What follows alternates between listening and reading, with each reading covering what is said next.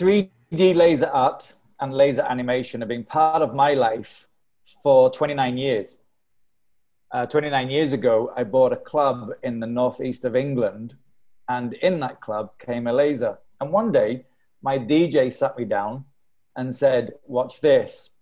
And for the very first time in my life, I saw laser. It was my very first laser show. My mouth fell open, my eyes popped out, and in an instant, I realized I had something very, very special in my hands, because 29 years ago, laser was fairly rare, and I had one. Fast forward 29 years, about 3 weeks ago, I was introduced to our guest, Louie, and he has some of the most unique 3D laser art, laser animation I've ever seen in my life. My mouth fell open, my eyes popped out, and I said, this guy has something very unique. So it gives me great pleasure to welcome to Argon TV a very unique laser artist. Please welcome Mr. Lewie Wilkinson. Welcome to Argon TV, Louie. Hi. Thanks for having me.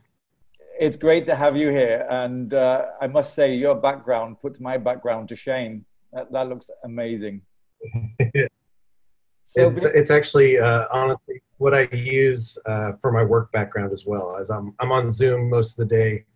So a lot of people get to see it and kind of wonder what's going on. So it's kind of my way to carry it through my normal work day as well. Yeah, I think I'm going to have to do something similar for my background. This, as much as it is a beautiful painting from Thailand, it's kind of boring compared to yours. Anyway, let's meet the man, Louie, before we go into the 3D laser art. Tell us a little bit about yourself, like where you're from and how did you get into lasers and what you actually do, etc.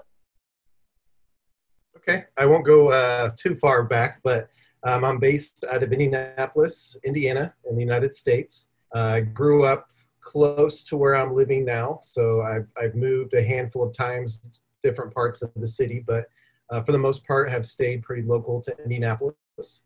My background is more in the computer realm of things, so I actually work in IT security full time, and the laser hobby kind of fell into it.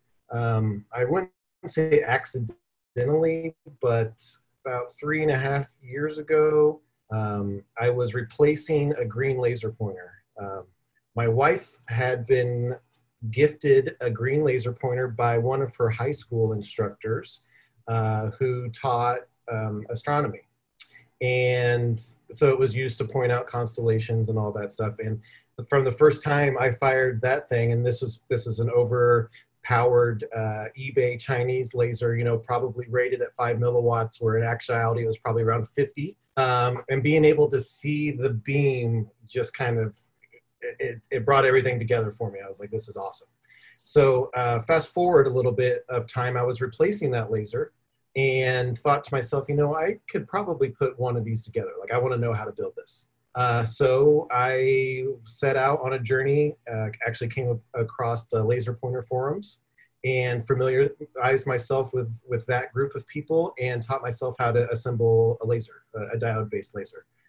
So very quickly, I started building high-powered lasers, one after the other out of anything I could find. So flashlight hosts, I was tearing apart flashlights and putting lasers into them, or ordering hosts off of people off of the forum from all over the world, people that were really talented in building these nice hosts. And about a year after doing that, I started falling in love more with the photography aspect of it. So at the time, I'm out in my garage and I'm just taking pictures of beams. I just love the beams. And found out quickly that these are way overpowered. It was just overexposing everything. And so I started building lab style modules with fans on them, better heat sinking that can run pretty much continuously. And as time progressed, collected more mirrors and more glass and more anything I could get my hands on.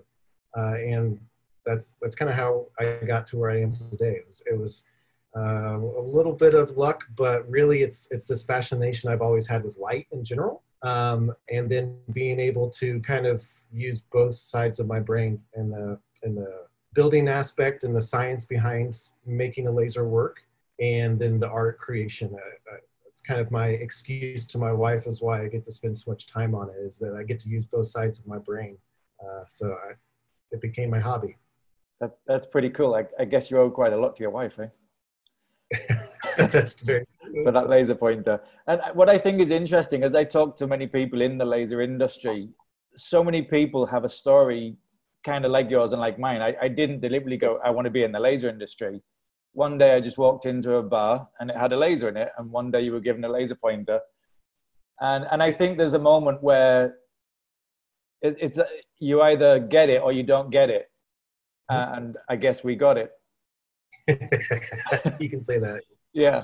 So you mentioned mirrors and glass, and I noticed from a lot of your artwork that you have that a feature in it. How did you move into this area where you really, because you just showed me briefly what it is you have, and from your photos I thought this was something that was really huge, but in fact it's actually quite a small little unit. How did you kind of was it just experimentation? Yeah, for the most part. I will say there is one person, one thing, I've done one live installation, if you will, where I had people walk up and actually see it. But whether it's live or online or whatever, it's the same kind of comments of, have you ever done a music festival or a show or something large? Something about being under the influence and looking at them, it usually comes up. And then third, I've never seen anything like this. And I say, I honestly really haven't either, except for one person individual. His name is Bruce Meir, is kind of his short name. But he was part of the Laser Forum. And as I was getting accustomed to building these things, I stumbled across one of his pictures, specifically with some glass orbs in it. And was like, man, this is cool. Like, this is so awesome. So one of the first pieces of glass I purchased was like a 6-inch crystal glass ball, and was just messing around with that. And then ordered some, they were basically reclaimed mirrors from projection TVs. There was a pack of like 25 of these first surface mirrors that had some sort of defect in all of them, but it was great. It was what I needed. It was actually cheap. I've got like 5 or 6 left out of the 25 that haven't broken to date. But it was just getting those kind of pieces together and setting them up, trying to bounce the beam around. That really got me going into like the glass collection. Now I can't go in anywhere without looking at glass and being like, I bet this would look pretty cool with a laser behind it. So thrift shops, flea markets, eBay is pretty much where I spend my money now on glass. That's awesome. It's really awesome. And in a moment, we're going to take a look at it.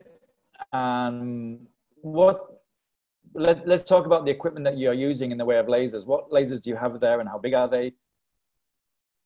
Yeah. So outside of the pointers that are kind of collecting dust, they're locked up so the kids can't get to them. Safety first.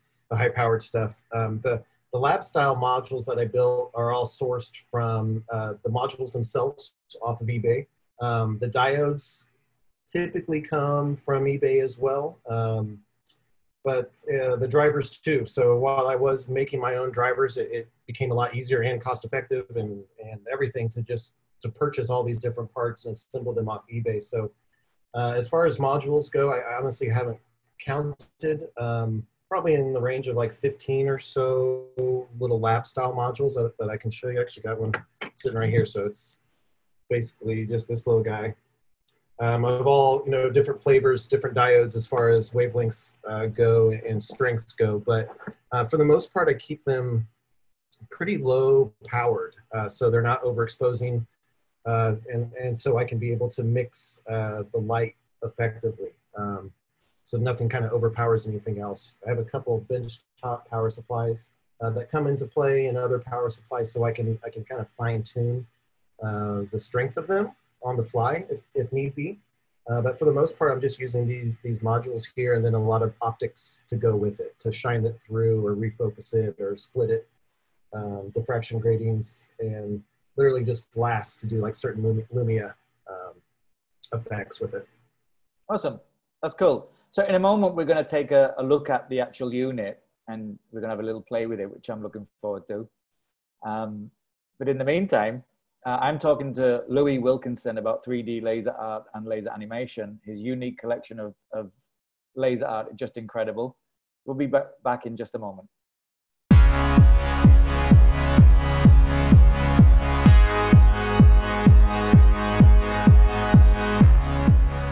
Welcome back to Argon TV. I am here with Lewie Wilkinson talking about 3D laser art and laser animation. And I'm really excited because in a minute, Lewie is going to show us his actual, what do you call it, model? I don't know what you call it.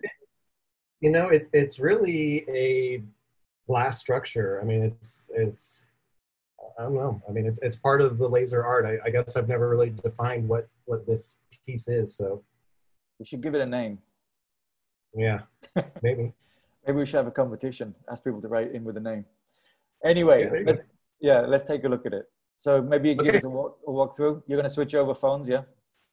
Yeah, I'm going to just pick up my phone here. So I want to make sure that, are you seeing my phone screen? Do you need to pin it up? I am. Okay. Let me see if I can switch over to that. Okay, I'll turn the light on real quick, just kind of show a wall here. So this is a walk-in closet off of my spare bedroom that my wife graciously gave me the closet to basically turn into my studio, if you will, here. So this is all of the just kind of glass I've collected. Most of this is all used, you know, secondhand stuff that I've picked up here, there. Let's see here. Oh, that's cool. That's like a real workshop. This is my workshop. So this is just a standing desk from IKEA. It'll lower, I never lower it, but this usually is what it looks like, kind of messy on this side. This side, I try to keep clean to a certain degree. Okay, it's getting difficult to hear you right now.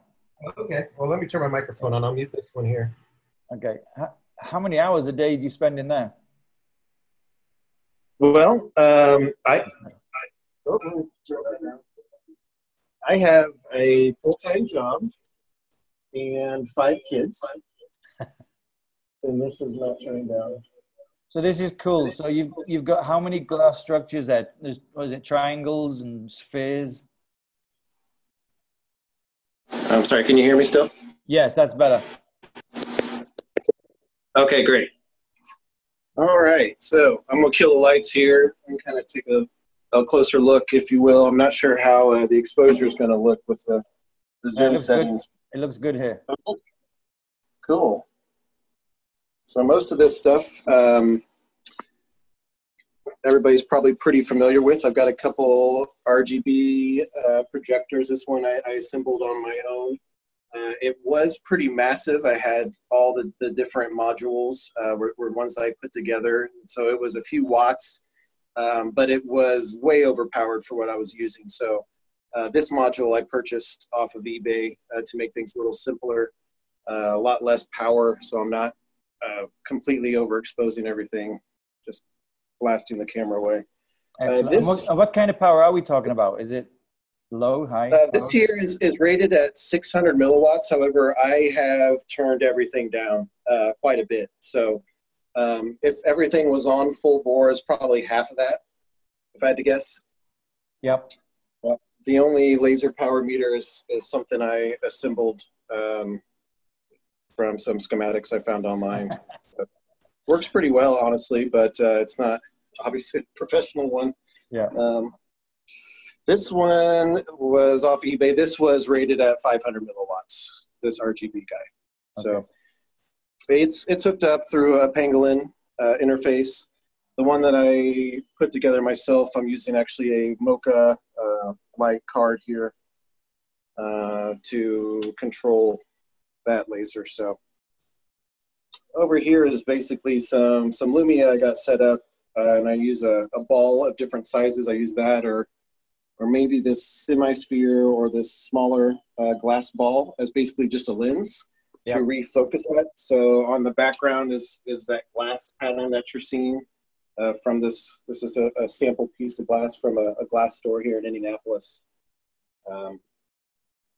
So the rest of it, some chemistry stands are what all of the modules are hanging off of. This is very cool. And the mirrors themselves, basically sourced all of that stuff just off Amazon. And collected it over time, so I got a few of those stands. What's really hard to come by, if you ask me, is the first surface mirrors. Like I said, I got a good deal on 25 of these guys a long time ago off eBay. I was trying to replace some of them, and I found this very large one down here, actually 3 of them in California, for only 15 bucks, but I ended up paying $120 in shipping to get them here. Wow. But absolutely worth it, if you ask me. Just got to take care of them. We don't want to be spending that kind of money all the time, obviously. But this is pretty much it. I tear this down to nothing and build it up. You ask how much time I spend on it. Maybe 2 hours every other night. I get to come down here and mess around when all the kids are in bed. And I don't have any other work to do. So that's pretty typical, I guess. Yeah, and some of the prints that you're sharing on Facebook are pretty amazing. I love the different styles and colors and things you can get from it. That's very cool. Thank you. Yeah. And if you can send me some of those, I'll include them in the interview. Absolutely. So that people can take a look at what it, because here it looks very different to the actual finished artwork. It's a totally different sorry, feeling. I lost you for a second. Yeah. When you see the actual model live, it's a very different feeling to when you see it in a print. Yeah. And I mean, it's really interesting to see both. I'm fascinated with it, to be honest. And I bet you find it hard to walk past a stained glass church without whipping the windows out. Yeah. Yeah, I have a small everyday carry like pointer that I take with me places. Obviously, I'm not going to be pointing it at random things, where there could be a possibility of some reflection or refraction, into open space. But I do carry a laser with me, so if I do come across something, I can take it to the side and see how it's going to react, with a laser behind it or through it, etc. So yeah, it is kind of like the world is a big tool, and you can basically find anything out there that will react nice with some light shined at it, if you will. Well, what I think is interesting, I had an interview recently with Bennett from Pangolin, and we were talking about making laser as a career. And what I think is really interesting as I have these conversations with people is how many different styles of work there are within one industry. Like, there's laser shows, there's laser animation, there's laser art like you have. There's construction of equipment, and there's all these different areas that people can niche down into within the industry. And I just find it really fascinating how many different avenues there are that people can go down. Yeah. And, what you're doing is really beautiful. Now, can you make a full-time living out of this? Is it something you recommend people to go into? Personally, I've barely made, I haven't made a dime. I mean, all the diodes and all the lasers I've put together has not been cheap. It's not a cheap hobby by any means. I do offer prints for sale. I was scheduled to do some live installations before COVID hit, and was going to get a portion of the door, if you will, and I was going to try to sell some prints there. But honestly, this is far from a lucrative job for me. It is literally my hobby that, if I can share it and people enjoy it, then that just makes it that much better, at least for the time being.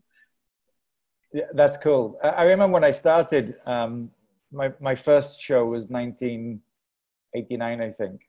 And I remember going to a website of one of the early companies, and it had a FAQ page, and it said, "Can I get rich with lasers?"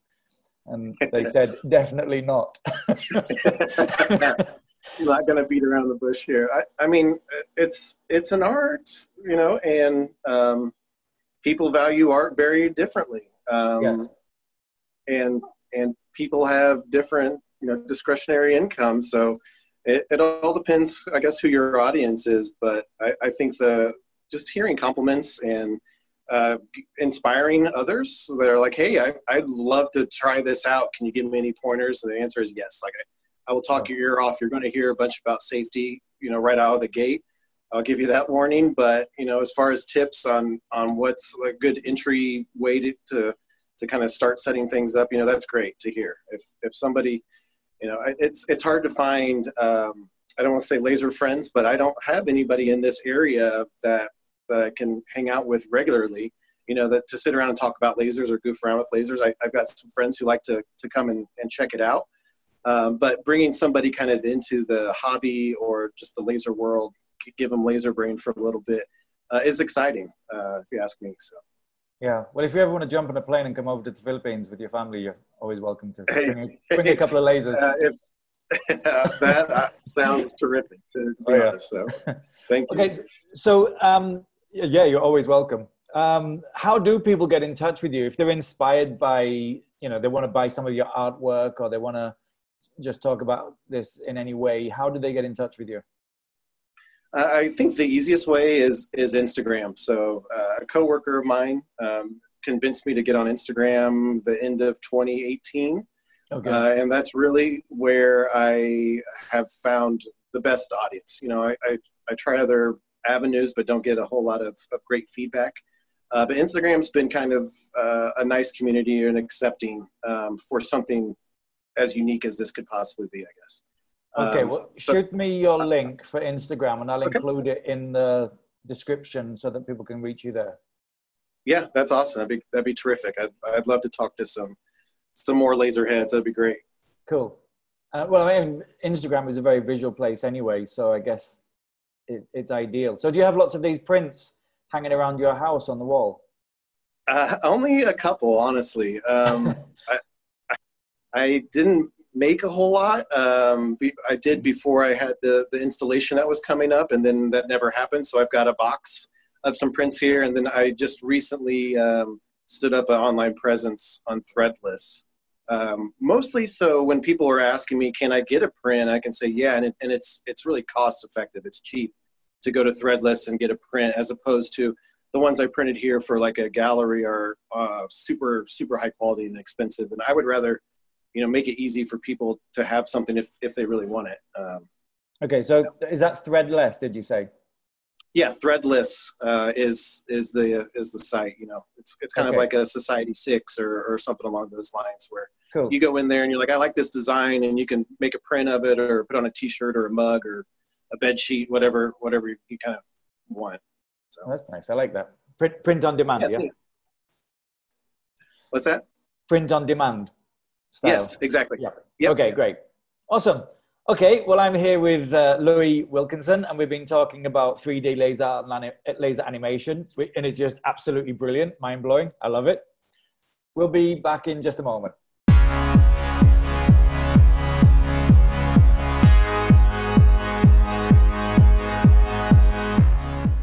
So welcome back. It's part 3. I'm with Lewie Wilkinson. We're talking about 3D laser art and laser animation, and he has been showing us his totally unique and awesome 3D laser models.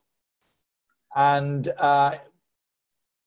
if you're inspired by this and you want to get in touch with Lewie, we'll have contact details in the description beneath this video.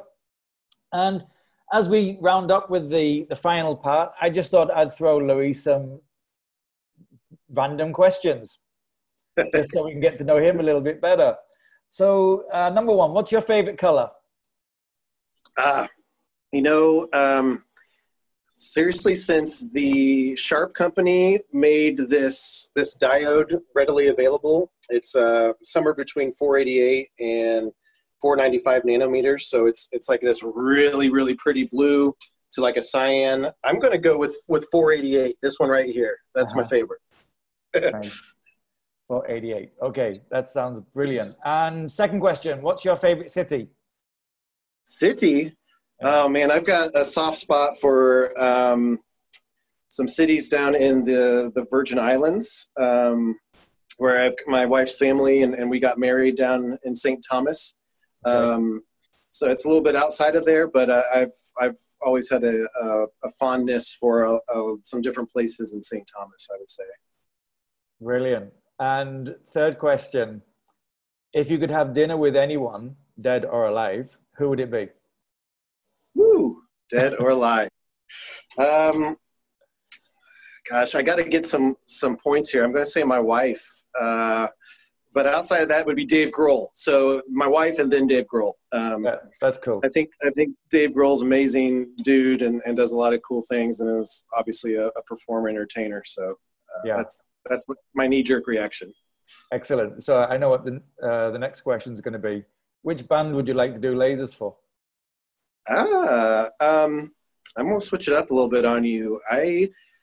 When I'm putting together some videos or visuals for what I record here in the closet, I heavily lean on Thievery Corporation and their unique style and just masterful music. I think they're a terrific group. I've got to see them one time live, and I think about that a lot. I hope I get to see them again.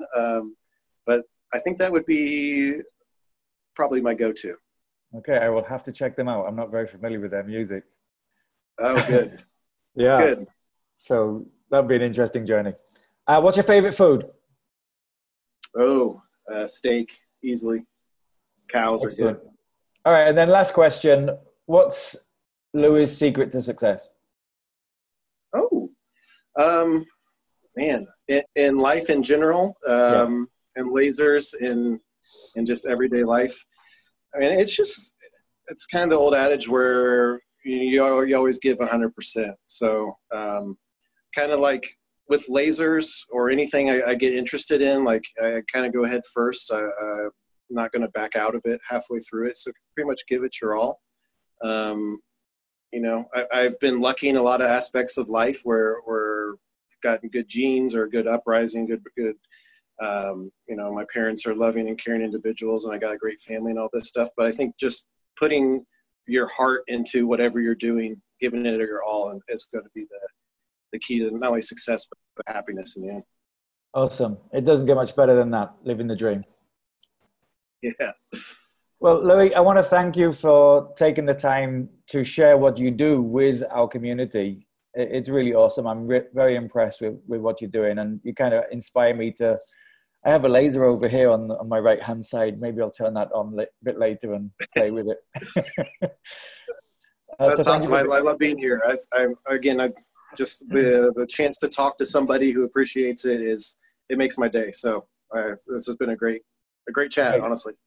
So thank you for being part of Argon TV. I've been sharing the journey of Lewie Wilkinson, and we've been talking about 3D laser art and laser animation.